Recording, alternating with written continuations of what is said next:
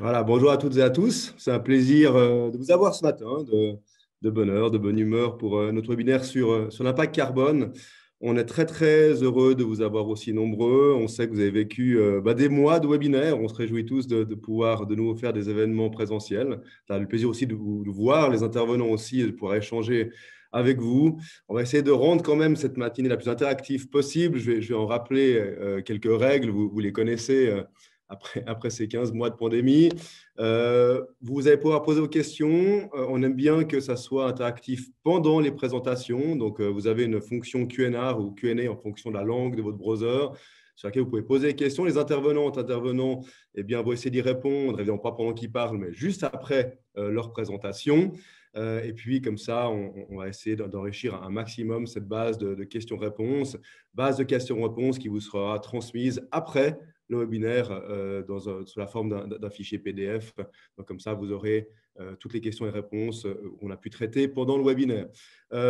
Vous aurez la possibilité, alors là, on parle de la table ronde qui aura lieu à la fin de l'événement. Vous aurez la possibilité de lever la main. On vous donnera du coup la possibilité d'activer votre micro. Il faut encore l'activer. Et puis là, vous pouvez vous poser vos questions en direct aux intervenants et intervenantes pendant la table ronde.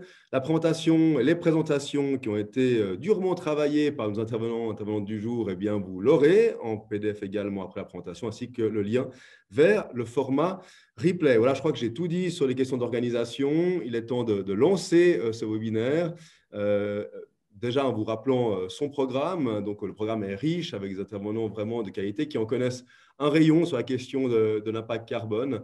Donc, le programme, vous le connaissez, je ne vais pas vous le répéter ici, et les intervenants se présenteront à vous tout à l'heure. Je laisse la parole à Nathalie Hardine de la Chambre de commerce. Bienvenue, chère Nathalie. Ça fait très, très plaisir de t'avoir avec nous ce matin pour voilà, de nous donner le bienvenu de la part de la Chambre de commerce de Genève. Nathalie, la parole est à toi. Merci Christophe. Bienvenue à tous les participants. Merci aussi infiniment aux orateurs de cette table ronde qui discuteront avec vous de la meilleure manière d'améliorer l'impact carbone de votre entreprise. La Chambre de commerce, cette association vieille de plus de 155 ans que vous connaissez tous et toutes s'engagent depuis très longtemps pour défendre l'économie privée du canton de Genève. Cela fait très longtemps que nous nous préoccupons de développement durable. Je me souviens, il y a longtemps, j'ose pas vous dire combien d'années, quand je suis arrivée à la Chambre de commerce, j'étais déjà dans le Conseil du développement durable, une commission officielle du canton. Nous avons créé il y a une dizaine d'années avec le service cantonal du développement durable et avec la Haute École de gestion des rencontres du management durable plusieurs fois par année. Et au sein de notre conseil économique, une de nos instances de gouvernance dont Christophe Barman fait partie, une commission développement durable a été créée il y a 2 ans, dont les travaux ont abouti à l'élaboration d'une charte durabilité qui a été présentée à notre Assemblée générale au mois de mars, et aussi à la création d'un nouveau service, ce diagnostic durabilité en partenariat avec Sofies et avec Bilab Suisse, qui sont des intervenants de notre table ronde aujourd'hui. La loi sur le CO2 a été refusée par le peuple, mais à Genève, elle a été largement soutenue. La Chambre de commerce soutenait cette loi. Même si la Suisse n'est pas un gros émetteur de CO2, ça n'est vraiment pas une raison pour ne rien faire, puisque la Suisse a aussi signé les accords de Paris. D'ailleurs, notre pays a commencé il y a longtemps à s'engager en faveur de la réduction des émissions de gaz carbonique, de CO2, puisque l'Agence de l'énergie pour l'économie, fondée en 1999 et qui sera aujourd'hui un des panélistes, est très actif auprès des entreprises. Justement, pour les entreprises, c'est important de s'engager afin d'améliorer leur impact carbone, parce que de plus en plus, vos parties prenantes se préoccupent aussi de votre question, de cette question, et améliorer son bilan carbone conduit également à l'innovation. Donc, c'est tout bénéfice pour nos entreprises. Je vous remercie encore d'être présent aujourd'hui. Sans plus attendre, je passe la parole à notre modérateur. Merci, chère Nathalie, merci pour tes bons mots, merci pour ton accueil. Merci à la Chambre pour la co-organisation de l'événement. Et également bravo à la Chambre de s'être engagée à fond sur la voie à la durabilité, comme tu as rappelé depuis plusieurs années, et dernièrement avec cette validation de la charte qui finalement a donné une nouvelle vision d'une économie plus durable à la Chambre, en tout cas là, ce que la Chambre veut défendre. Merci beaucoup, Nathalie, et puis à bientôt. Merci pour tes bons mots.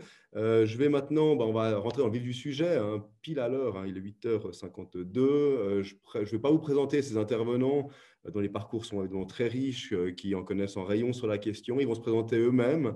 Et puis, je vais tout de suite passer la parole au premier de ces intervenants. Il s'agit de Jonathan Normand, qui est le fondateur et directeur exécutif de Bilab Suisse. Donc, Jonathan, si tu es d'accord, la parole est à toi. On se réjouit de t'entendre. Merci, bonjour à tous. Merci à nos partenaires, la CCIG et l'OICO, pour cette co-organisation à cette thématique importante. Et puis, voilà, je m'appelle Jonathan Normand, je suis le directeur exécutif et fondateur de Bilab Suisse, qui est l'ONG plus connue derrière le mouvement B Corp et d'autres initiatives comme le programme Swiss Triple Impact, qui tente à engager les entreprises dans ce chemin de la durabilité avec des outils, avec des éléments de mesure, mais aussi avec des éléments d'inspiration pour créer en fait cette dynamique d'entraînement. Mais en introduction, j'aimerais peut-être juste aujourd'hui, parce que coïncidence de l'agenda, ce matin a été publié le projet de rapport rédigé par des centaines de scientifiques qui sont rattachés au groupe d'experts intergouvernemental sur l'évolution du climat, le GIEC. Et s'il fallait le rappeler, l'urgence et les retours alarmants que nous donnent ces scientifiques nous donnent un peu le ton aujourd'hui du peut-être répondre déjà à ce grand pourquoi.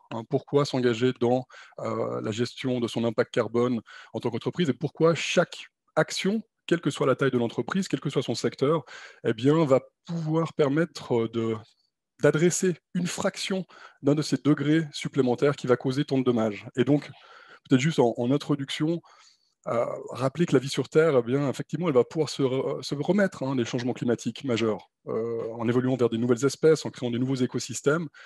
Mais notre humanité, notre civilisation, elle ne le peut pas. Et donc, la raison d'agir est la raison d'agir tout de suite et maintenant avec ce rapport, avec ce rapport qui sera finalement et complètement publié de près de 4000 pages d'ici février 2022 en vue de la COP 26, qui est donc cette importante conférence sur le climat qui a lieu. Et je vais vous présenter un petit peu ce que l'on fait avec le mouvement B Corp, avec Bilab, avec le Swiss Triple Impact, en vue de contribuer. Et donc, voilà, à partir de cette conclusion un peu alarmante qui tombe aujourd'hui, ce matin, avec cette publication de pré-rapport, aussi avec peut-être un message quelque part d'espoir. Ça veut dire que dans ce rapport et dans ces premiers retours, on voit que l'humanité elle peut encore se réorienter. Cette destinée vers un avenir meilleur peut être prise en compte, mais il faut prendre des mesures fortes pour freiner cet emballement dans la deuxième moitié du siècle. Donc voilà, c'est un peu mon mot d'introduction. Je vais essayer de cliquer si ça fonctionne. Voilà, et je vais vous parler en fait de deux, trois activités, actions collectives que Bilab et ses partenaires mettent en place, entre autres ce groupement d'entreprises engagées qui s'est engagé pour le net zéro émission, donc pour l'émission nette à 2030 des gaz, et donc pas que des émissions de CO2, mais plus largement aussi d'autres gaz qui causent des dommages sur notre écosystème et sur notre planète. Et là, aujourd'hui, on a 1300 entreprises dans le monde, donc c'est le plus grand réseau mondial qui s'est engagé à avoir zéro émission nette d'ici à 2030. Et pour cela, on a défini et on a soutenu avec différents partenaires comme l'Université d'Oxford une série d'outils, une série de méthodologies qui permettent en fait de structurer pour toute entreprise son chemin dans cette réduction carbone, dans cette mise en œuvre concrètement d'un plan de justice climatique. Et les termes ne sont pas trop forts pour les utiliser ici, je crois. Et puis, je vous partage quelques acteurs suisses et d'autres plus internationaux qui font partie de ces 1300 entreprises qui s'engagent dans cette destination. Et plus que simplement un effet d'annonce et puis de promotion, ce sont concrètement ces engagements qui sont pris avec des entreprises qui ont vraiment structurer les actions et pour lesquelles elles vont être aussi redevables en termes d'effets, et en termes de mesures, en termes d'actions qui seront menées. Donc on est assez fiers de pouvoir vous présenter ce plus grand réseau mondial aujourd'hui qui s'engage 20 ans avant les accords de Paris pour contribuer là où elles le peuvent, comme elles le peuvent, de façon structurée à cette réduction du carbone dans les activités humaines et dans les activités des entreprises. Plus largement, ça amène aussi un effet de mouvement, un effet collectif, et qui amène aussi des réflexions. Nathalie Hardy mentionnait la loi sur le CO2, et on voit qu'avec ce qui s'est passé en Suisse, on a eu en fait un problème peut-être de narration, de message, mais aussi de cohérence. Et en fait, c'est le point sur lequel j'aimerais un peu insister, c'est que ce mouvement d'entreprise qui s'engage amène en fait cet élément d'effet miroir pour montrer aux autres que c'est possible, qu'on peut le faire, quelle que soit sa taille, quel que soit son secteur, mais aussi d'avoir un message cohérent, de ne pas faire de la gestion climatique le matin et puis d'autres activités plus dommageables l'après-midi. Donc voilà, il y a ce besoin d'intégration et de cohérence importante, que ce soit dans les messages, dans les propositions politiques, dans les engagements que l'on prend au sein de la société, autant dans l'entreprise qu'effectivement, je le pense, au niveau personnel, individuel, pour que ça soit effectivement voilà, dans cette cohérence et dans cette justesse d'action, vu l'urgence à laquelle nous faisons face. Peut-être juste en quelques mots, vous introduire un peu quelques-unes des activités que B-Lab a conduit à développer, entre autres avec ces entreprises certifiées B Corp, dont on a la chance d'avoir aujourd'hui Serbeco qui fait partie de ce mouvement, ou Loico depuis la première heure. Ce regroupement d'entreprises a aussi pris en fait et a créé en fait un énorme groupe de travail international et local et national pour travailler sur ces questions climatiques. Ça s'appelle le B Corp Climate Collective. Et plus que le partage de pratiques, de méthodologies, c'est aussi en fait un véhicule de voix collective pour envoyer un signal, pour montrer aux autres que c'est possible, pour inspirer, mais aussi construire des activités de plaidoyer, donc aussi de faire cette connexion avec le monde politique pour qu'il y ait des changements structurels qui se mettent en place. Et on voit bien qu'en Suisse, on n'était pas loin d'y arriver avec ces votations, sur ces différentes votations sur les objets, on va dire, du capital naturel, mais on aurait pu faire plus ou mieux, probablement, pour que ça bascule et que ça passe. Parce que maintenant, il va falloir se mettre au travail, il va falloir penser à des nouvelles solutions. Et donc, on pense que ces groupements d'entreprises engagées, structurées, elles peuvent amener un message très concret sur le fait que ce n'est pas que des problèmes, ce n'est pas que des investissements, c'est aussi des opportunités, c'est aussi un moyen de quelque part faire de la gestion de risque par rapport aux attentes, on va dire, des consommateurs, des clients, de la société au sens large, sur le rôle que peuvent jouer les entreprises dans cette économie décarbonisée. Je vous ai parlé du net zéro 2030. Vous pourrez retrouver toutes ces informations en détail, les méthodologies, les guides, les éléments structurants que l'on propose pour conduire ce chemin. Dans cette thématique-là, on a aussi publié dernièrement avec l'Université d'Oxford une série d'outils qui s'appelle le B Climate Toolbase. Donc, vous trouverez les liens dans le chat dans quelques instants, qui vont permettre en fait de pouvoir conduire méthodologiquement dans les différents périmètres, dans les différents points d'action que l'entreprise peut mener, toute une série d'actions. Donc voilà, de se dire que les outils, les méthodes, elles existent. Là maintenant, c'est de trouver peut-être juste le moment, et il n'est jamais trop tard que maintenant pour démarrer ces actions-là, afin de mener cela. Et puis plus largement, dans le cadre aussi de ce webinaire et de cette conférence, on est ravis d'avoir des partenaires comme la Chambre de commerce et d'autres en Suisse qui souhaitent, avec le Swiss Triple Impact, équiper un maximum d'entreprises avec une première marche structurante de structurer toutes les actions, pas que pour le carbone, mais aussi pour le social. Et je pense que c'est important, le grand S de ESG, pour d'être aussi pris en compte. Et donc, on a créé un programme national avec un parcours pour toutes les entreprises. Aujourd'hui, ce sont près de 200 entreprises qui sont engagées, ce sont près de 2000 personnes qui ont suivi nos ateliers en ligne. Et donc, là, maintenant, on est vraiment dans une démarche aussi d'activation des chaînes de valeur. Donc, on a quelques grandes entreprises qui commencent à demander à toutes leurs chaînes de valeur, leurs fournisseurs, leurs partenaires, même certains de leurs clients, à s'engager dans un programme structurant qui est proposé en partenariat avec la Confédération et un grand nombre de partenaires. Donc voilà, j'ai un peu fait le tour de ce que je voulais vous dire en introduction. J'espère que je suis dans les temps et si je n'ai pas pris trop de temps. Et puis, je me réjouis de vous retrouver et d'écouter mes collègues sur les différentes thématiques qu'ils vont aborder. Merci Jonathan, merci d'avoir posé le cadre, merci d'avoir parlé de ce mouvement collectif B Corp qui fait aujourd'hui beaucoup, qui croit aussi beaucoup en Suisse. C'est assez impressionnant de voir finalement que voilà, après des années de communication, aujourd'hui, voilà, beaucoup d'entreprises se mettent sur le chemin de la durabilité, sur le chemin de la communauté B Corp, et c'est évidemment réjouissant. Bravo à toi pour tout ça. On se réjouit de t'avoir évidemment sur la table ronde tout à l'heure. Donc à tout de suite, cher Jonathan. On va maintenant partager les bonnes pratiques avec 2 entreprises, avec deux collectifs spécialistes de la question, à commencer par Sophies et par Émilie. Émilie, est-ce que tu nous entends? Est-ce qu'on peut te voir? Voilà, Ouais. bienvenue, Émilie. Alors, Salut. moi, je vous entends super bien. Est-ce que vous m'entendez? C'est parfait. On Ok, t'entend parfaitement, Émilie. Je vais te donner le contrôle et puis la parole est à toi. ok. Alors, bah, déjà, bonjour tout le monde. Merci beaucoup pour l'accueil. Je me réjouis de participer à ce webinaire. En introduction, mon nom c'est Émilie Volsteek. De formation, je suis ingénieure agronome avec une spécialisation en sciences et technologies de l'environnement. Et je travaille donc chez Sophies depuis un peu plus de 6 ans maintenant. Ça fait long. Alors, j'ai plusieurs casquettes chez Sophies et l'une d'elles, c'est la réalisation d'audits de performance environnementale durant lesquels on cherche à identifier avec les entreprises les principaux axes de travail pour réduire leur impact. Et c'est sur ce volet d'ailleurs que je participerai au programme de la fabrique circulaire qu'on conduit en collaboration avec la CCIG, dont il a été fait mention juste avant. L'autre, c'est le développement de stratégies d'éco-design et de stratégies environnementales de manière générale d'ailleurs pour les entreprises. Et dans ce cadre, un de nos outils de prédilection, c'est le cadre qu'offre la certification B Corp, que d'ailleurs on utilise beaucoup plus largement que juste avec l'objectif de certification, entre guillemets. On trouve que c'est un outil très intéressant pour aussi un peu structurer une réflexion sur le développement d'une politique environnementale de façon plus générale. Et puis, j'accompagne aussi de nombreux projets de bilan carbone. Voilà, ça c'est un peu brièvement qui je suis et puis ce que je fais chez Sophies surtout.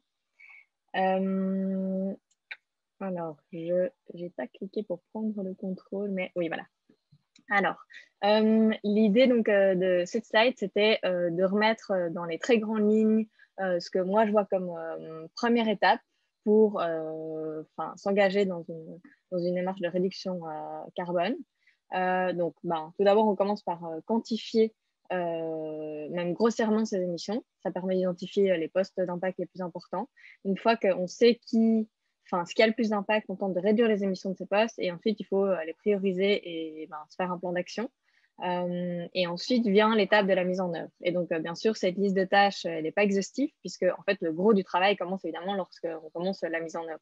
Mais là, c'est très variable selon le type de mesure qu'on met en œuvre. Donc, à partir de là, on ne peut plus généraliser. Donc, si on reprend l'étape de bilan carbone, donc là, je pense qu'il y en a beaucoup d'entre vous qui ont déjà vu ce schéma. C'est le schéma du GHG protocole qui fait un peu la différence entre les différents scopes d'émissions. Voilà, ça met un peu le cadre quand on veut conduire un bilan carbone. Donc là, c'est juste pour dire qu'en fait, lorsqu'on s'engage dans une démarche de bilan carbone, c'est protocolé par notamment ce GHG protocole qui permet de guider un peu la démarche. Après, ça reste qu'il y a une marge de manœuvre dans comment on conduit son bilan carbone, c'est-à-dire qu'il y a pas mal de liberté sur ce qu'on considère, ce qu'on trouve important à considérer dans son étude, etc. Et à quel point on trace, et à quel point on décide d'en faire un énorme rapport ou alors juste un outil d'aide à la décision, du moment que tout est bien justifié, entre guillemets, il n'y a pas de... voilà, tout est permis, entre guillemets, mais il faut que ça fasse du sens. Et après, c'est toute une question de si on peut communiquer sur ces résultats. Alors oui, on doit souvent demander à faire tierce expertiser son étude. Et puis là, selon le tierce expert, il va exiger plus ou moins de détails dans le rapport de bilan carbone. Mais je voulais juste dire ça parce que je trouve important qu'on puisse aussi utiliser le bilan carbone de manière, entre guillemets, plus simple, sans en faire une usine à gaz, juste comme outil d'aide à la décision pour identifier ces hotspots d'impact. Voilà, donc ça, c'est pour le bilan carbone. Donc ensuite, ça, si on conduit un bilan carbone ou pas d'ailleurs, en tout cas, c'est important avant de s'engager dans une démarche de réduction carbone d'identifier ces hotspots. Là, je vous ai mis ici à droite, en fait, les résultats très grossiers d'un bilan carbone qu'on a conduit chez Sophies. Et c'est juste pour vous montrer, en fait, que dans les entreprises de services, je ne sais pas s'il y en a beaucoup d'entre vous qui font partie du secteur du service, en tout cas, nous, pour une entreprise qui travaille à l'international, évidemment, ce qui pèse le plus lourd, c'est les déplacements professionnels. En plus, l'année 2019, c'est une année où on a énormément voyagé parce qu'on avait beaucoup de projets justement à l'international. On n'était pas très fiers quand on a vu ça. Et bon, après, maintenant, évidemment, avec le Covid, mais aussi parce que on a un peu modifié notre manière de travailler en favorisant les vidéoconférences quand c'était possible, etc. On a, voilà, ce poste d'émission, il a fameusement réduit. Et puis, le second poste d'émission est probablement devenu le premier si on reconduisait un bilan carbone. Et donc, le second poste d'émission, ce serait l'utilisation d'énergie, donc principalement chauffage, électricité dans les bureaux. Donc, voilà, ça, c'est pour vous montrer un peu, c'est pas les entreprises de services, évidemment, c'est pas, entre guillemets, les plus intéressantes, là où il y a le plus de marge de manœuvre, bien que, pour réduire son impact, mais ça reste qu'il y a des choses à faire. Typiquement, là, pour les déplacements aériens, nous, on prévoit vraiment de favoriser, de limiter au maximum les déplacements lors de projets. Donc, quand on est au tout début de projet, on essaie de faire savoir dans la mesure du possible qu'on va essayer de minimiser les déplacements au maximum. Et si on était amené à rechoisir ou à changer de bureau, voilà, on est dans des centres de coworking, donc on a peu de marge de manœuvre entre guillemets sur notre consommation énergétique, mais ça pourrait devenir un critère de choix, la performance environnementale de nos bureaux si on voulait déménager. Voilà. Après, si on est dans une entreprise si on est dans l'industrie, par exemple, c'est clair qu'un des hotspots, ce sera le process de production. Ça pourrait être aussi tout ce qui est logistique de distribution. Puis évidemment, dans certains produits, les matières premières peuvent peser très lourd. Et donc là, il faut faire très attention à l'origine des matériaux et puis à leur nature, éventuellement diriger vers des matériaux qui peuvent être moins impactants. Voilà, donc ça, c'est pour les hotspots d'émissions. Une fois qu'on a identifié là où on avait le plus d'émissions, c'est là qu'on peut commencer à lister en fait tous les potentiels d'amélioration. On peut être en mode brainstorm, on peut s'accompagner d'experts ou en fait aussi de sortes de généralistes de l'environnement qui ont pas mal d'expérience dans plein de types de secteurs et qui peuvent donner une série d'idées pour inspirer le développement d'un plan d'action. Donc là, on est en mode tout est possible, entre guillemets. Donc je ne vais pas rentrer dans trop de détails, mais voilà, typiquement, si on se rend compte que c'est la chaîne de distribution qui pèse le plus lourd pour le moment dans le bilan carbone, on peut essayer, dans tous les cas, on a vu dans certains cas que de favoriser, on a accompagné certaines entreprises à vraiment essayer de favoriser le bateau par rapport à l'avion en essayant d'organiser mieux en fait tout ce qui était distribution et approvisionnement pour pas être dans l'urgence et de devoir faire un last minute de l'avion. Ça pouvait vraiment réduire de manière drastique, mais vraiment drastique, le bilan carbone d'une entreprise. Après, il y a tout ce qui, évidemment, je vous ai parlé des déplacements professionnels. Il y a les entreprises qui ont beaucoup de capitaux et d'investissements. Là, réfléchir en fait à la nature des investissements et à ajouter un critère d'impact carbone comme vraiment un critère déterminant pour le choix de ces investissements, ça peut aussi changer le bilan carbone d'une entreprise. Voilà, je vous passe les détails. J'ai fait exprès en fait d'écrire certaines idées un peu au bol, entre guillemets, pour que vous ayez une trace si éventuellement vous voulez reparcourir la présentation, mais je ne vais pas rentrer dans trop de détails maintenant. Une fois qu'on a listé tous les potentiels, c'est vraiment important de... J'arrive pas à passer à la slide d'après. Oui, voilà, de prioriser les mesures d'amélioration. Donc là, on peut le faire, c'est en tout cas très important de considérer différents facteurs, évidemment l'impact carbone, et puis pour prioriser un peu dans le temps les mesures, c'est important de considérer la faisabilité technique et opérationnelle de ces mesures, et puis les investissements requis pour pouvoir faire un peu un plan d'investissement et mesurer dans quelle mesure on peut dérouler les mesures d'amélioration rapidement. Et puis, un facteur que je n'ai pas noté ici, mais qui peut être intéressant à prendre en compte, c'est aussi le facteur, entre guillemets, marketing d'une mesure, parce que si on se rend compte qu'en fait, cette mesure correspond à une sensibilité de notre clientèle, ben, sans vouloir rentrer dans le greenwashing, ça peut faire du sens aussi en termes de, justement, on parlait d'investissement, on peut se permettre peut-être plus rapidement de dérouler certaines mesures parce que ça peut avoir des répercussions plus rapides sur le business en fait, de l'entreprise.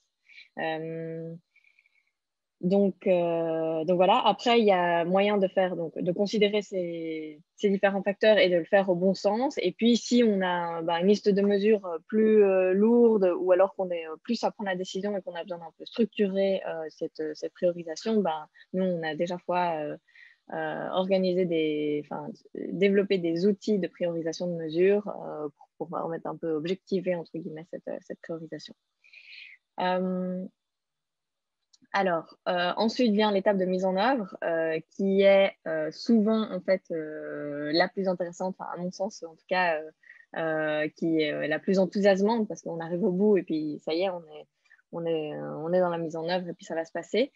C'est intéressant à ce stade avant de commencer de définir des objectifs et puis de pouvoir mesurer ses efforts avec certains indicateurs. Ça paraît un peu inutile ou peut-être un peu inégal, mais ça permet vraiment d'en fait, dans le temps, organiser la mise en œuvre des mesures et puis de se forcer à les dérouler. Ça fait vraiment du sens aussi de s'entourer d'experts pour s'assurer de la pertinence et de l'efficacité de la mise en œuvre. C'est-à-dire que ça nous permet souvent de sauter certaines étapes et d'éviter pas mal de blabla et d'aller-retour si en fait on est accompagné par des experts en la matière qui du coup garantissent en fait le succès de la mise en œuvre des mesures parce qu'ils ont l'habitude, ils savent, ils ont l'habitude des différents obstacles et puis ils savent les traverser très facilement. Je parle surtout de mesures qui sont parfois un peu techniques à mettre en œuvre. Et puis, nous, on trouve que c'est toujours beaucoup plus efficace si en fait on intègre la mise en œuvre des mesures à l'organisation interne. C'est-à-dire que si par exemple, on peut par exemple intégrer des critères de choix de matière parce que c'est des matières moins impactantes dans le cahier des charges des fournisseurs directement, mais le cahier des charges auquel les fournisseurs en fait ont déjà l'habitude avec lesquels ils ont déjà l'habitude de traiter, puis du coup les quelques critères ils vont être réellement adoptés et puis implémentés. Ça peut aller beaucoup plus vite de réellement avoir une mise en œuvre de ces ambitions. Voilà, je pense que j'ai fini. Évidemment, j'ai pas tout dit. Il y a beaucoup de choses encore à dire. J'espère que justement que c'était pas trop général, mais je voudrais dire que ce serait vraiment intéressant d'avoir vos retours et éventuellement des questions plus précises et plus spécifiques à votre contexte pour pouvoir vous accompagner dans une éventuelle réduction de votre impact. Merci, voilà. Amélie, merci beaucoup. C'était passionnant, c'était pragmatique également, parce que c'est un sujet qui est vraiment très, très large. Merci de l'avoir traité dans les temps en plus. Alors oui, des questions, tu en as, puisque oui. dans le Q&A, donc on te laisse y aller, essayer de répondre aux questions en direct. Oui, alors j'ai oublié de dire dans mon introduction parce que j'ai dit qu'on utilisait le framework de B Corp, et oui, on accompagne les entreprises vers la certification de B Corp. Top. Et tu vas pouvoir répondre à celle-ci et aux autres en rédigeant en fait, ces questions pendant l'intervention. Donc, à tout de suite. Et puis, on se retrouve sur la table ronde tout à l'heure. À tout de suite, Amélie, et merci pour ton intervention. On a le plaisir d'accueillir Martin Kernen, chef de secteur pour la Suisse romande de l'Agence de l'énergie pour l'économie. Donc, cher Martin, bienvenue. C'est un plaisir de t'accueillir. On te voit, on t'entend. Donc, la parole est à toi. Et puis, je rappelle aussi à Jonathan qui a des questions qui l'attendent dans le Q&A. Merci aussi à vous pour vos questions. N'hésitez pas, vous les participants. On a quelques participants qui ont déjà posé des questions. N'hésitez pas à en poser maximum. Voilà, cher Martin, la parole est à toi. Je te donne également le partage pour que tu puisses toi-même contrôler ta présentation. À tout de suite. Bien, merci. Bonjour à tous. Merci aussi à la Chambre du commerce et de l'industrie de m'inviter à cet événement. Donc, mon nom est Martin Kernen. Je suis responsable pour la Suisse romande de l'Agence de l'énergie pour l'économie, qui accompagne environ 4000 entreprises en Suisse dans leur démarche de réduction de leurs émissions de CO2 et d'amélioration de leur efficacité énergétique. Tout d'abord dans le contexte des lois CO2, j'en parlerai peut-être juste après. L'ANEC est aussi partenaire de la CCIG depuis 10 ans et on est très heureux de pouvoir participer maintenant à cet événement et notamment avec, on a 270 sites qui sont aussi affiliés à l'Agence de l'énergie sur Genève. Alors c'est clair que malgré la votation, le résultat de la votation de dimanche, il y a 10 jours, la question de la réduction des émissions de CO2 et des émissions de gaz à effet de serre de manière plus générale reste tout à fait d'actualité. On voit nous aussi de la part des entreprises qui participent à ces éléments un grand intérêt aussi à aller vers vraiment réduire son empreinte carbone et à vraiment à obtenir ensuite à être dans une démarche de réduction totale de leurs émissions de CO2.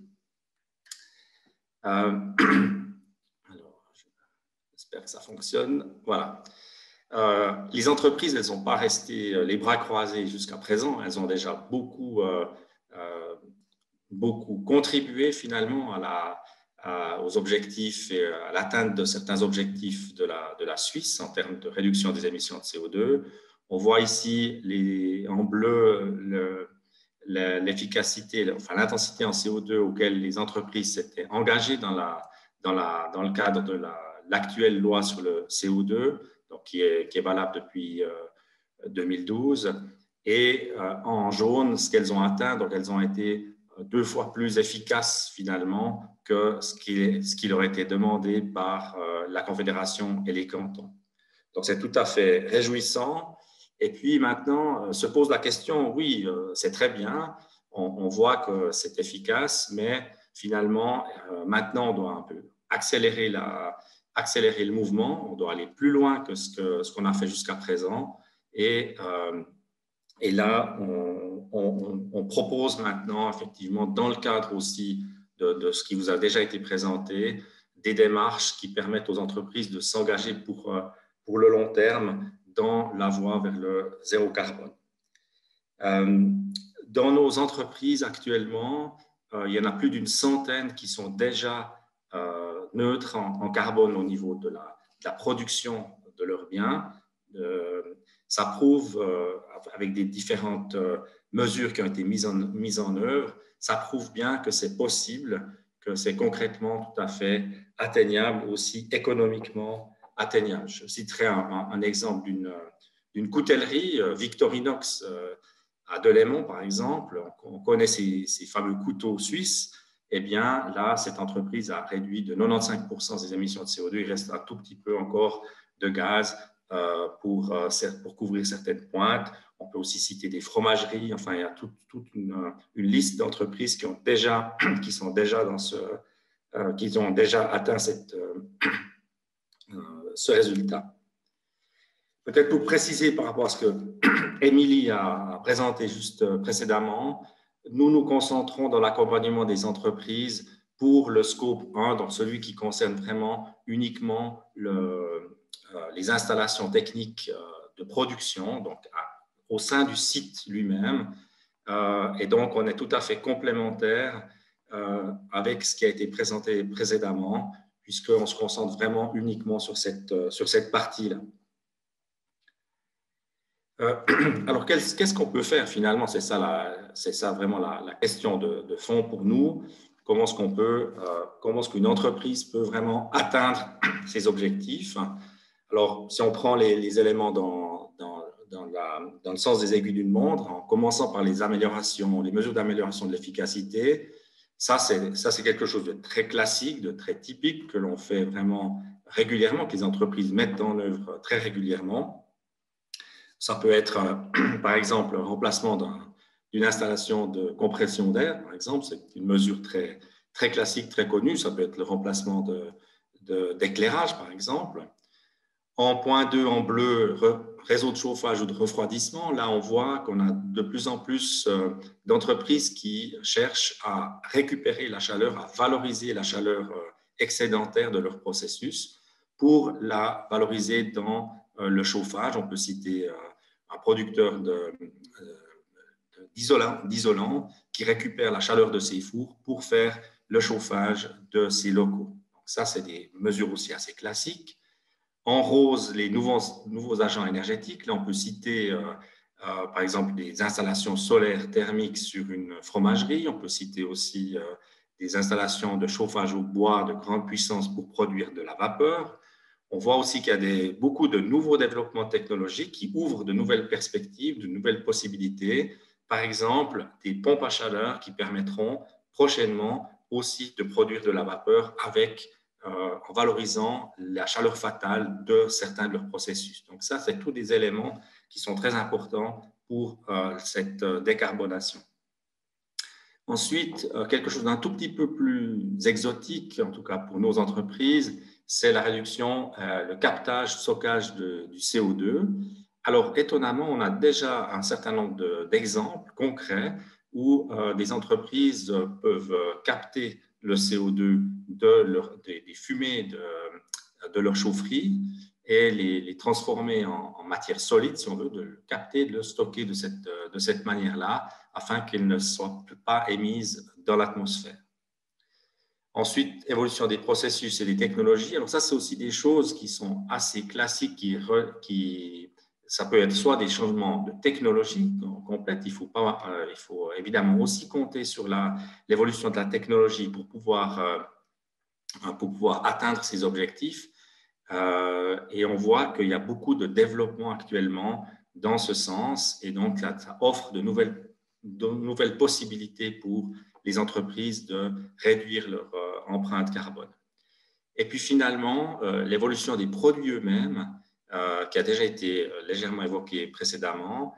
C'est clair que l'éco-conception d'un produit, il va toucher les matières premières, il va toucher aussi la manière de recycler le produit, de réutiliser le produit, mais il peut aussi avoir un impact sur la production, les installations de production elles-mêmes. Et donc, c'est dans ce cadre-là qu'on peut aussi les intégrer dans cette démarche de réduction de l'empreinte carbone. Donc, ça, c'est un peu les champs d'action. Maintenant, concrètement, comment est-ce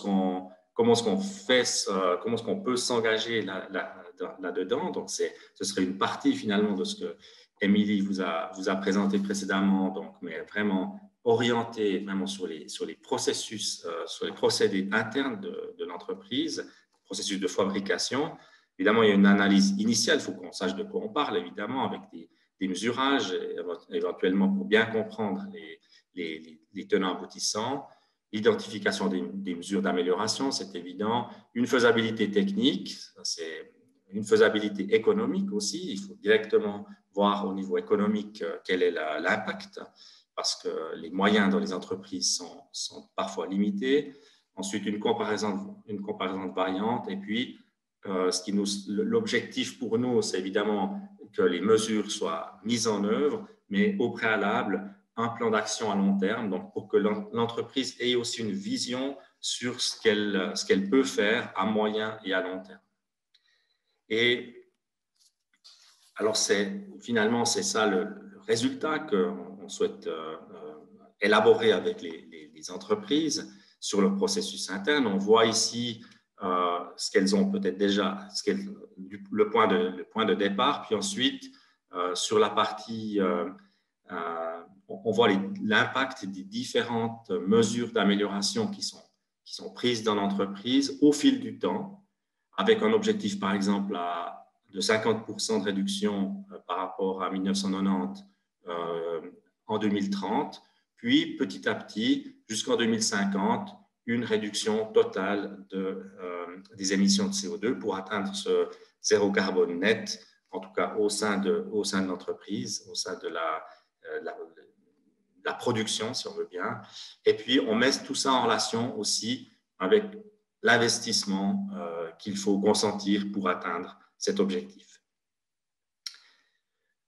Voilà, j'en aurais terminé pour cette présentation. Je me réjouis des questions dans le chat et de répondre aussi aux questions lors de la petite table ronde. Merci beaucoup, cher Martin. Passionnant également de constater ou de voir, c'est un chiffre que je ne connaissais pas, que déjà 100 entreprises en Suisse sont neutres en carbone.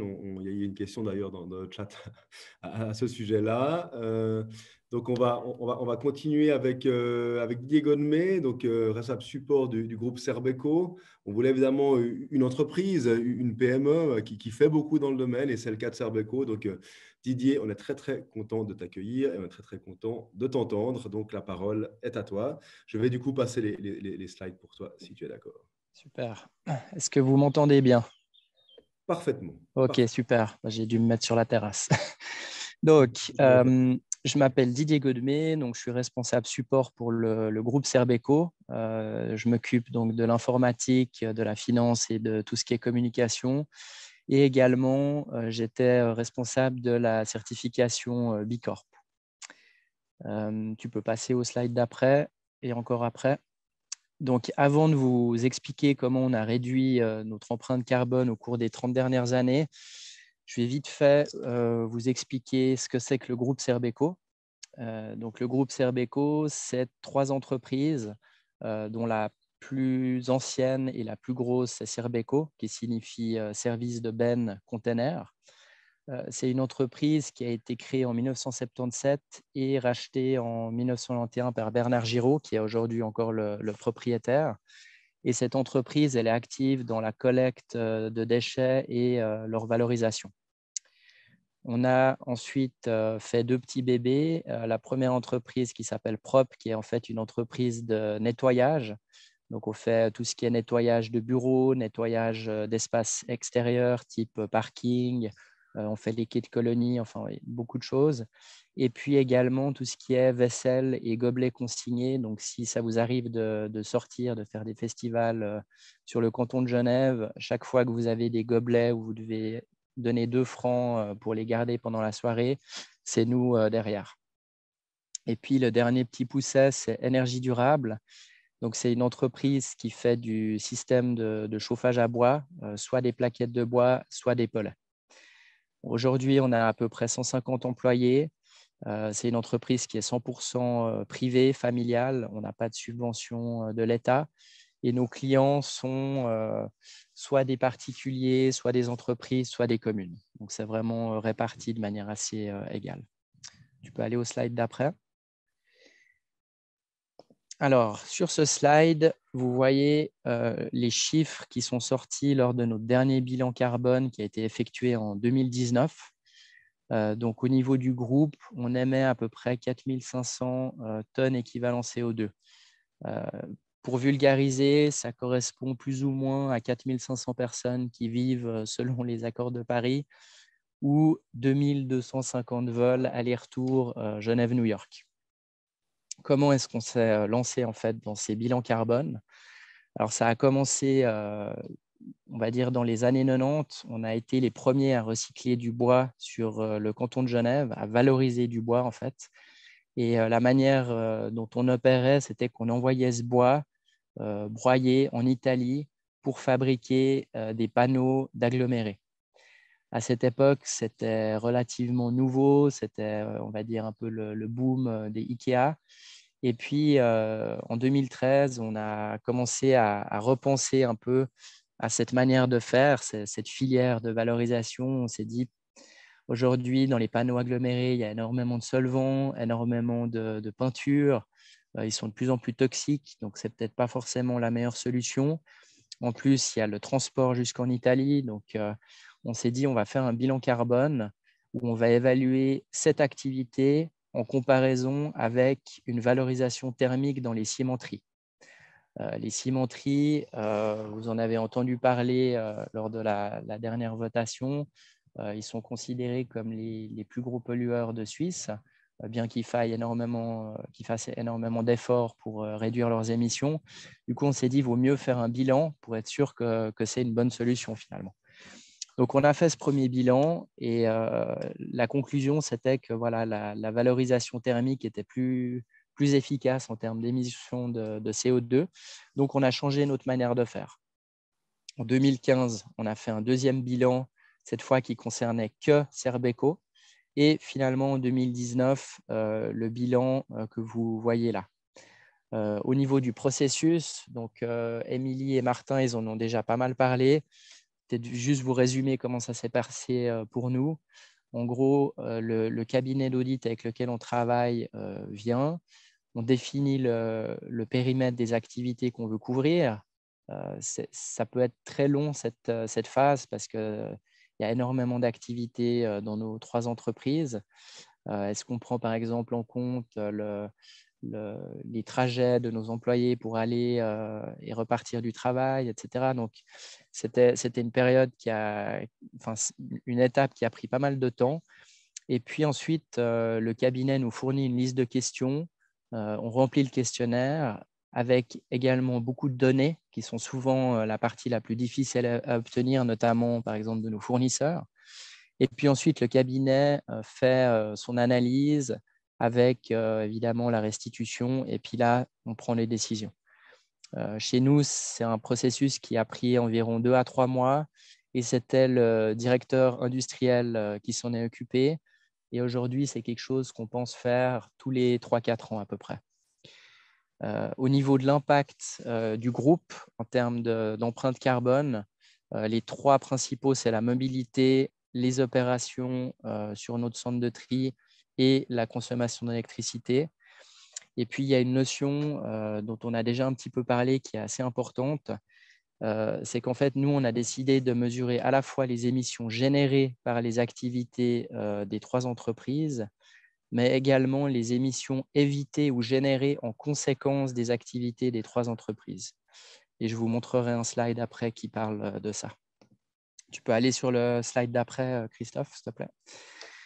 Voilà, donc tout en haut à gauche, la réduction de 26% de notre empreinte CO2, elle a été calculée par le cabinet d'audit. Donc, c'était une demande qu'on leur a fait en 2019. C'était important pour nous de pouvoir mesurer les efforts qu'on a faits.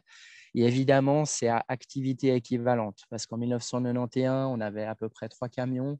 Aujourd'hui, on en a environ 50. Donc, ils ont vraiment pris en compte la manière dont on opérait à l'époque et ils l'ont élargi pour avoir des chiffres équivalents à 2019. Qu'est-ce qu'on a fait en fait pour réduire de 26%? Alors, principalement au niveau de la mobilité. Déjà en 2006, on est passé au biodiesel. Le biodiesel, à la base, c'était la surproduction de colza. Sur Genève, on est des gros producteurs de colza. Et puis après, c'était de l'huile alimentaire usagée. Il faut savoir que le biodiesel, c'est que la transformation et la livraison qui génèrent des émissions. En termes d'utilisation, ça ne génère quasiment rien. Et en plus, cerise sur le gâteau, à l'époque, c'était subventionné. Donc, on a encore beaucoup de véhicules qui marchent au biodiesel aujourd'hui, mais c'est plus subventionné. Après, on a commencé à électrifier notre parc de véhicules, d'abord avec des véhicules utilitaires déjà en 2012. Donc, on parle aujourd'hui beaucoup des véhicules électriques, mais il y a 11 ans, c'était un peu moins le cas. Ensuite, on est passé à des plus gros véhicules, des camions grues hybrides, où la grue était électrique, le véhicule était thermique. Et puis, le véhicule que vous pouvez voir sur l'image en haut à droite, c'est le premier camion grue électrique de ce type en Suisse qu'on a acheté l'année passée. Au niveau du futur, comment on voit les choses pour les véhicules, ça passera plus par des rétrofits. Donc, on aimerait vraiment pouvoir convertir nos véhicules actuels en véhicules électriques. On pense que c'est encore plus vertueux que d'acheter un véhicule neuf électrique. Malheureusement, pour l'instant, il n'y a aucun subside, aucune aide qui existe, que ce soit en Suisse ou au niveau européen, notamment dans le domaine de la recherche, parce qu'ils trouvent que c'est des choses qui sont un peu trop basiques. On a également électrifié nos machines sur site. On a été les premiers à avoir une pelle mécanique entièrement électrique de la marque Liber. Et puis, évidemment, les vélos électriques, on en avait un en 2013, on en a 14 aujourd'hui, on fait plus de 50 000 kilomètres avec. Donc, on a des bonnes cuisses, on va dire. Dans le futur, on parle beaucoup aussi de l'utilisation des batteries, du recyclage. Nous, notre idée, c'est vraiment de récupérer ces batteries pour pouvoir faire du stockage d'énergie. Après, au niveau des autres actions qu'on a menées pour réduire notre empreinte carbone, il y a tout ce qui est logistique. Donc, on travaille aujourd'hui avec un ERP qui est équipé d'un algorithme de prédiction en fonction des levées de déchets passés pour mieux optimiser les parcours de nos véhicules. On a également des sondes de niveau qui sont installées dans les containers enterrés que vous avez sur le canton de Genève. Et puis, au niveau de l'électricité, le toit que vous voyez en bas à droite, c'est à peu près 1000 mètres de panneaux solaires qui ont été installés en partenariat avec les SIG en 2010. Ça représente la consommation d'à peu près 40 ménages. Et aujourd'hui, notre électricité, elle est 1/3 photovoltaïque, 2/3 hydraulique. Enfin, le dernier point sur lequel on a fait beaucoup d'efforts, c'est la dernière image que vous voyez, l'espèce d'énorme machine. En fait, ça impacte plus le périmètre externe, c'est-à-dire les émissions évitées en conséquence de nos activités. En 1990, il n'y avait pas de centre de tri à Genève. On a été les premiers à commencer à trier les déchets avec une pelle mécanique. On arrivait à valoriser 25% des déchets qui arrivaient sur notre site. Aujourd'hui, on en est à 76% grâce à cette machine. Donc, cette machine, en gros, vous jetez un sac poubelle à l'intérieur et à la fin de la chaîne, il y a à peu près 76% des déchets qui auront été valorisés. Tu peux passer au slide d'après, s'il te plaît. Donc, sur ce slide, on voit les deux périmètres. Donc, la tonne qu'on émet, nous, avec nos activités, permet d'éviter 17 tonnes de CO2 dans l'atmosphère. Comment est-ce qu'on arrive à ces chiffres? Alors, de nouveau, c'est quelque chose qu'on a demandé à notre cabinet d'audit. C'était vraiment important pour nous. On y arrive principalement via les filières de valorisation matière et thermique, donc via notre centre de tri, en fait, pour tout ce qui est traitement des déchets. Pour la partie énergie durable, chauffage, on chauffe à peu près 5000 foyers sur le canton et en Suisse romande. Donc, tous ces foyers, s'ils étaient chauffés au gaz ou au mazout, évidemment, ça produirait beaucoup plus de CO2. Et finalement, via PROP, on lave à peu près 2 millions de gobelets. Alors, en 2020, on n'en a pas lavé beaucoup, mais on espère que ça va reprendre. Et là, on s'est lancé aussi dans la vaisselle consignée. Donc, tout ça, c'est des émissions de CO2 qui sont évitées lors de la production, par exemple, de gobelets plastiques ou autres. Mais pour nous, l'important, c'est vraiment de travailler sur la tonne. Et tu peux aller sur le dernier slide. Donc, le dernier slide, en gros, c'est comment on voit l'avenir. Donc, nous, on n'est pas aveugles. On voit très bien que les déchets vont tendre à se réduire, que ce soit par la loi, que ce soit par les mouvements type Zero Waste, tout simplement par les économies que veulent faire les entreprises. Donc, on est plus dans une démarche d'accompagnement à la limitation, voire la réduction des déchets de nos clients. On va continuer de travailler sur tout ce qui est logistique, principalement avec la technologie, donc technologie des véhicules, technologie informatique de notre ERP. On a aussi de gros projets au niveau de la valorisation des inertes. Il faut savoir que les inertes, c'est les déchets de chantier, c'est à peu près 60% des déchets produits en Suisse. On en parle moins parce que c'est des déchets de chantier, mais c'est absolument énorme ce que ça représente. Et aujourd'hui, ça coûte moins cher d'aller détruire une montagne que de faire de la réutilisation de matière. Donc, on a vraiment besoin que les lois changent, que les processus changent pour pouvoir valoriser ces matières. Ensuite, au niveau du développement régional, on va aider d'autres entreprises à aller vers les circuits courts, un peu comme on l'a fait avec la valorisation du bois. Tout ça, évidemment, ça génère moins de CO2. Et puis, on fait partie des B Corp qui ont signé un commitment pour atteindre le zéro CO2 à 2030. On sait que ce sera très compliqué pour nous de par la nature de nos activités, mais c'est qu'en se mettant des objectifs comme ça qu'on pourra réduire fortement notre impact carbone. Voilà, j'ai terminé. Merci beaucoup, cher Didier. Passionnant. Bravo. Hyper inspirant, évidemment, le groupe Serbeco et puis son rôle de pionnier, finalement, avec des mesures déjà prises il y a de ça 20 ans. C'est vraiment impressionnant. Donc, merci pour ta présentation. Je propose et d'ailleurs, on est bien dans le timing, là. Il nous reste 20 minutes pour la table ronde. Donc, je propose à tous les intervenants, à tous les panélistes d'activer leur caméra pour qu'on puisse vous voir. On se réjouit de vous revoir. Je remercie d'ores et déjà les participants qui ont été prolifiques dans la production de questions. Il y a déjà 22 questions qui ont été posées, dont 19 auxquelles nos panélistes ont pu répondre. Faites-toi pas de soucis, Didier, on prendra quelques questions sur la table ronde. Tu n'as pas pu répondre aux questions en même temps que tu présentais. Donc, je demande à Émilie, notamment, qu'on ne voit pas encore apparaître ici, de bien vouloir nous rejoindre. Voilà, bienvenue Émilie. Je sais que tu étais en train de répondre à des questions. Donc, Exactement. de manière au taquet, donc c'est vraiment génial. Cette table ronde, on va commencer avec une question. Il y a plein de questions qui ont été posées dans le cadre du Q&A, donc on va évidemment pas toutes les reprendre. Vous trouverez ça, qu'on vous transmettra la liste des questions-réponses, qui est d'ailleurs passionnante. Ce n'est pas si souvent qu'on a un contenu comme ça, donc je vous encourage évidemment quand vous recevrez tout ça à la lire. Cette question auquel Jonathan a essayé de répondre, mais que je trouve intéressant de prendre en début de cette table ronde, c'est pourquoi les entreprises ne bougent pas plus vite. Alors, Jonathan, tu y as réfléchi déjà, donc peut-être je te passe la parole puisque tu as essayé d'y répondre par écrit. Puis après, j'aimerais bien avoir le feeling aussi des autres intervenants sur cette question. Pourquoi finalement, voilà, on connaît maintenant, on a suffisamment publié, il y a plein d'études, bref, on le sait, pourquoi est-ce qu'on ne bouge pas plus vite?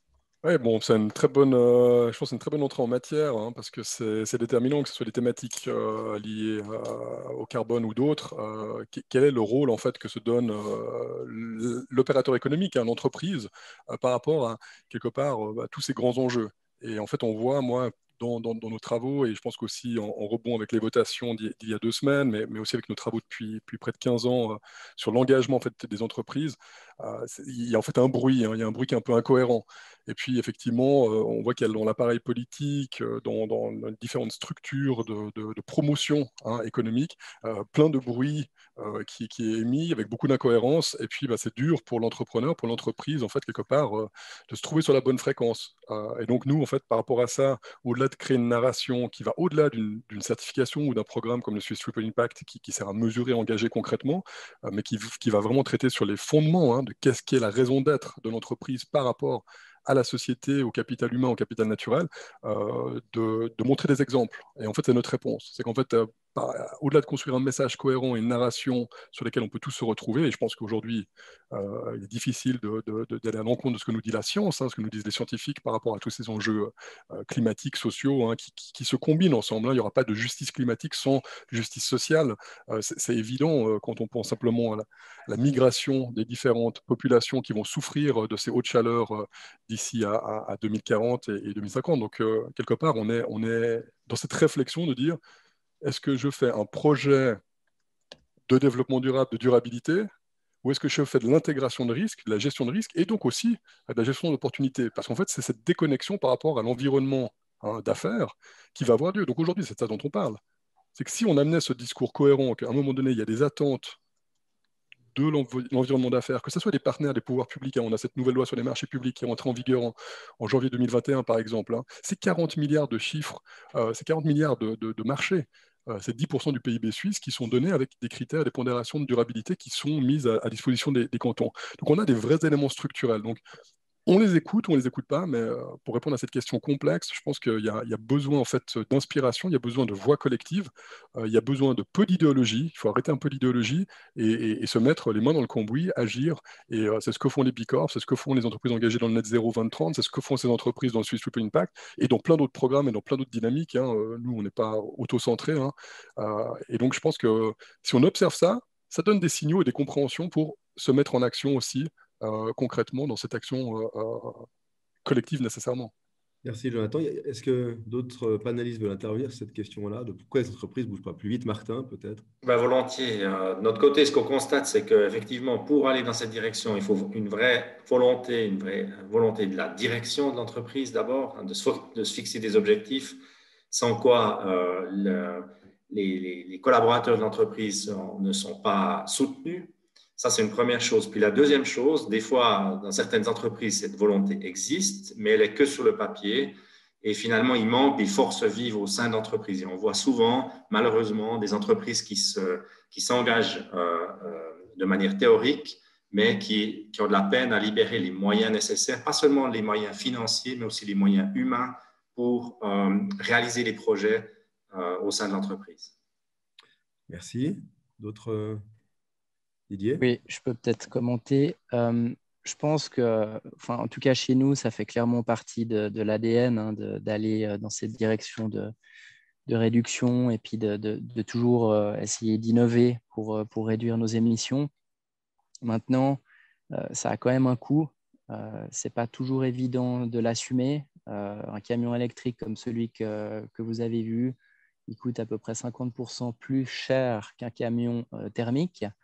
Donc, je pense qu'il y a deux choses. D'une part, il y a un manque, je dirais, d'accompagnement de l'État, que ce soit au niveau bâton ou carotte. On a vu, par exemple, le plan de mobilité là, qui est sorti hier au niveau du canton de Genève.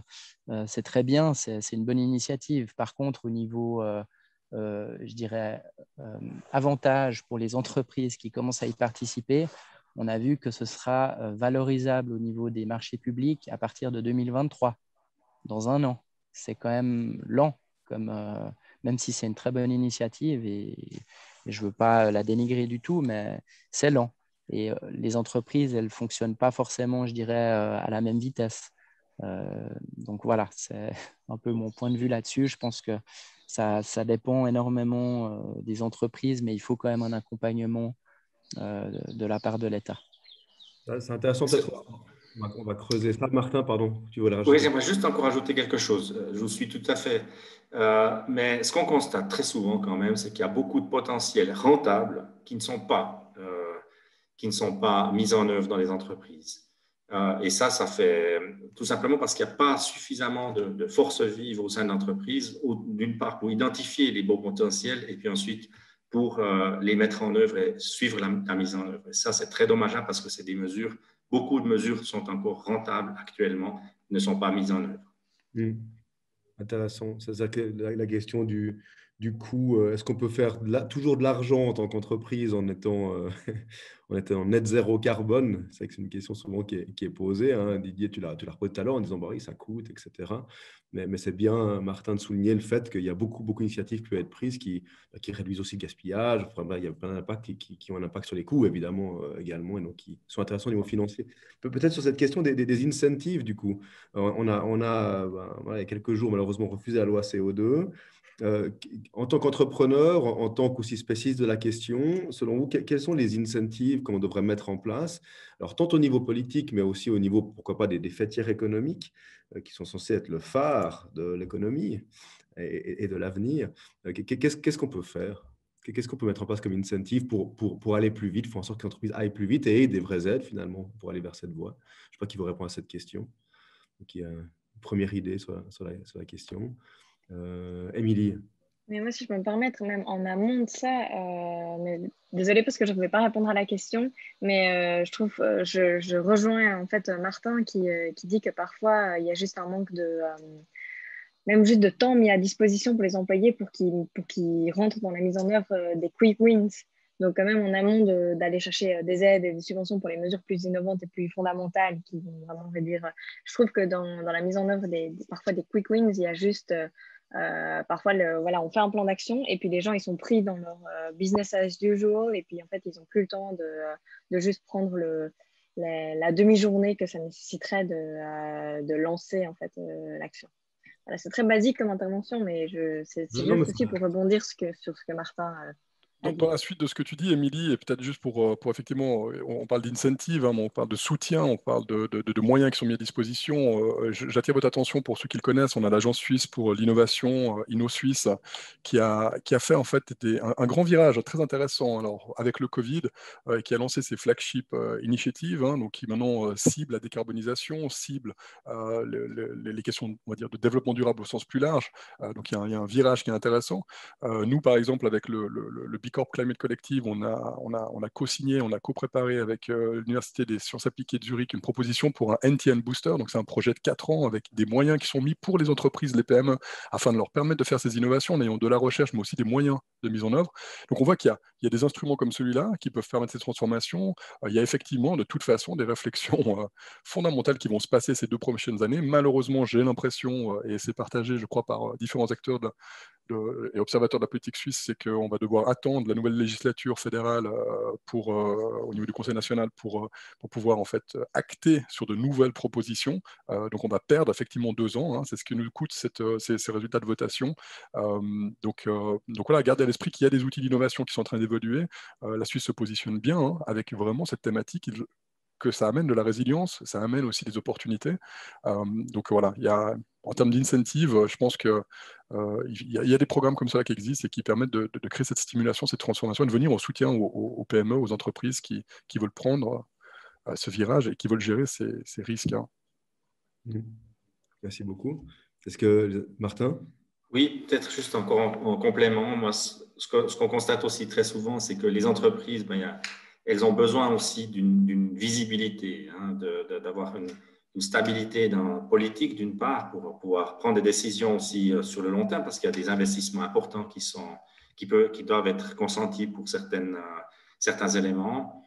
Et puis ça d'une part, puis d'autre part, elles ont aussi besoin d'un plan d'action très concret qu'elles sont à même de mettre en œuvre. Et ça, je pense, alors ce n'est pas des incentives au sens où vous l'entendez peut-être, mais c'est des pierres très importantes pour aller d'avant. Super intéressant. Merci beaucoup. Merci pour l'apport. Je rappelle aux participants que vous pouvez aussi lever la main pour poser des questions directement. C'est peut-être aussi plus sympa que simplement par voie écrite, même si une nouvelle fois, vous avez été vraiment prolifique et je vous en remercie. Il y a beaucoup d'échanges sur le Q&A. En attendant vos questions potentielles, moi, j'avais encore une question finalement sur cette question de la prise de décision en entreprise. C'est qu'aujourd'hui, évidemment, on sait que les directions d'entreprise traditionnelles sont beaucoup drivées dans leur prise de décision par les questions financières, notamment, donc évolution du chiffre d'affaires, rentabilité. Comment finalement on intègre de manière optimale la question de l'impact CO2 dans les prises de décision d'entreprise? Il y a des questions qui ont été déjà qui ont approché cette question-là, mais je la trouve vraiment intéressante parce que si je fais le lien avec ce qu'a dit Émilie tout à l'heure, j'ai l'impression qu'il y a pas mal de choses qui peuvent être faites relativement facilement. Martin l'a également souligné, mais ces décisions ne se prennent pas ou pas suffisamment vite. Finalement, comment est-ce qu'on intègre la question de l'impact carbone, l'impact climatique, plus généralement, dans la décision des entreprises? Comment est-ce que ça se passe? Je peux peut-être répondre, en tout cas par rapport à Serbeco. Je ne pense pas qu'on représente, je dirais, la majorité des entreprises de par nos activités qui sont déjà de base très orientées sur l'environnement. Comme je le disais à la base, chez nous, ça fait partie vraiment de nos valeurs, de notre ADN. Donc, je dirais que c'est quelque chose qu'on ne discute presque pas. Par contre, on garde quand même derrière en tête 2 éléments. Le premier, c'est que, étant donné qu'on est dans ce domaine de l'environnement, on se doit d'être des exemples pour nos clients. Donc, on doit vraiment, je dirais, montrer le lead par rapport à toutes ces initiatives. Ça, c'est le premier point. Et puis l'autre point, le fait, par exemple, d'avoir été certifié B Corp, d'avoir fait ces bilans carbone, je dirais, dans les premières années, c'était un pur investissement, hein, ça ne nous a rien rapporté. Par contre, on le voit, maintenant, B Corp fait partie du guide roman des marchés publics. Ça permet d'obtenir une note de 5 suivant le niveau qu'on a. Enfin, pour nous, c'est quand même un investissement aussi pour le futur. Même si ce n'est pas tout de suite, on sait que voilà, avec la situation actuelle dont on a déjà parlé avant, les choses tendent à s'empirer au niveau du climat et que forcément, il y aura des lois, il y aura des initiatives qui vont finalement nous récompenser dans le futur. Merci Peut-être beaucoup. en complément sur ce angle, merci Didier, je pense que ça donne vraiment, voilà, hein, c'est aussi, c'est vrai que c'est un investissement, mais c'est aussi il y a aussi des opportunités, et je pense qu'il faut, il faut bien le mettre en avant, c'est ça qui est aussi engageant, je trouve. Mais plus largement, cette question de comment, par où commencer, en revenant à des basiques, ce sont aussi des questions de dialogue. C'est que si dans mon entreprise, j'ouvre des espaces pour amener ces conversations, hein, pas amener des positions ou ou de l'idéologie, mais vraiment d'amener ces questions, qu'est-ce que l'on peut faire collectivement, qu'est-ce que je peux faire individuellement au sein de l'entreprise, et puis plus largement avec la salle, avec la chaîne de valeur, pardon, que je peux engager. Et ça, c'est ce qu'on voit beaucoup dans les pivots d'action au niveau des plans climatiques, des plans carbone, mais l'action en général dans la durabilité, c'est quand on commence à ouvrir en fait ces pans de dialogue avec sa chaîne de valeur, avec ses partenaires, avec ses fournisseurs, avec ses clients, que tout d'un coup, en fait, on se voit qu'il y a un écho, qu'il y a un besoin, et donc, c'est pas de dire qu'on fait ou de faire pour faire, mais c'est qu'on répond en fait à une attente. Donc, c'est vraiment se reconnecter aussi à des fois des attentes qu'on n'a pas formalisées à travers des processus qui sont simplement des processus de dialogue et d'échange. Merci beaucoup, Martin. Oui, peut-être aussi pour compléter ce qui a été dit, pour moi, ce qui est vraiment déterminant, c'est l'engagement, quoi.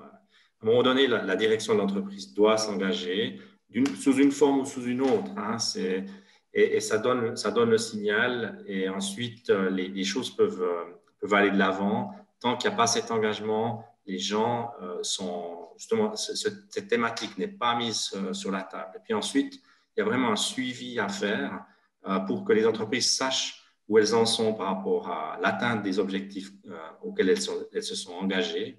Et c'est à ces deux conditions-là qu'on arrive vraiment à intégrer aussi ça dans les processus de l'entreprise. Il n'y a pas de raison, pour moi, il n'y a aucune raison pour laquelle on ne pourrait pas intégrer ces processus d'efficacité énergétique, de réduction des émissions de CO2 dans les processus de base de l'entreprise, alors que, par exemple, la sécurité, toutes les entreprises qui sont soumises s'y conforment.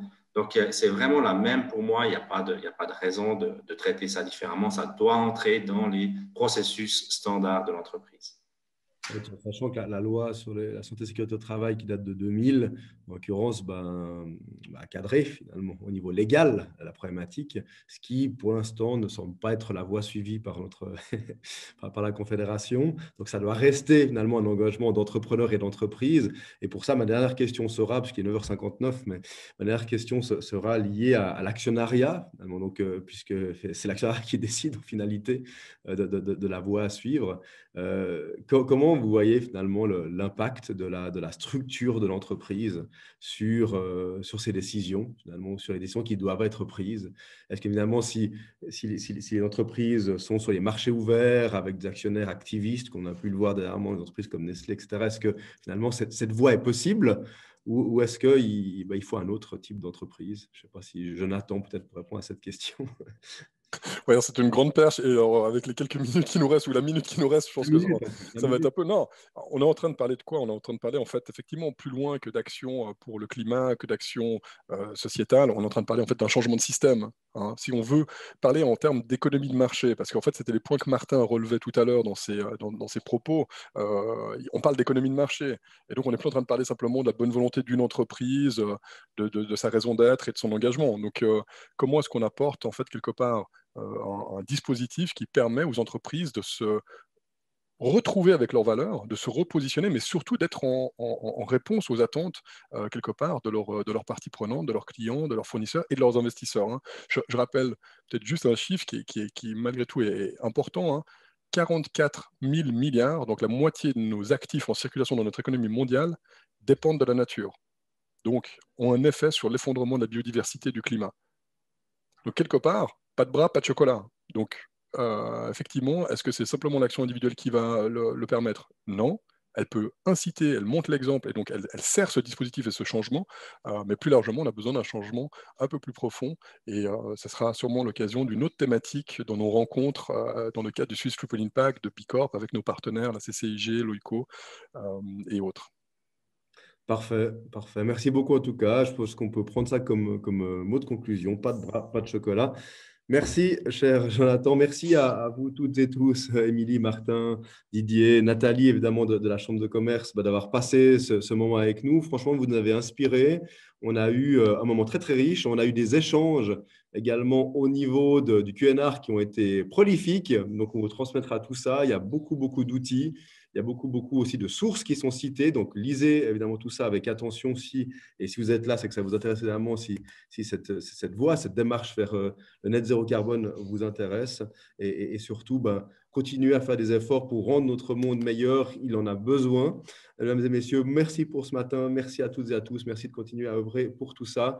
Et puis, à tout bientôt. Et merci Christophe pour cette modération. Merci. Au revoir à tous. Bientôt. Bonne journée. Merci à tous. Au revoir. Merci beaucoup.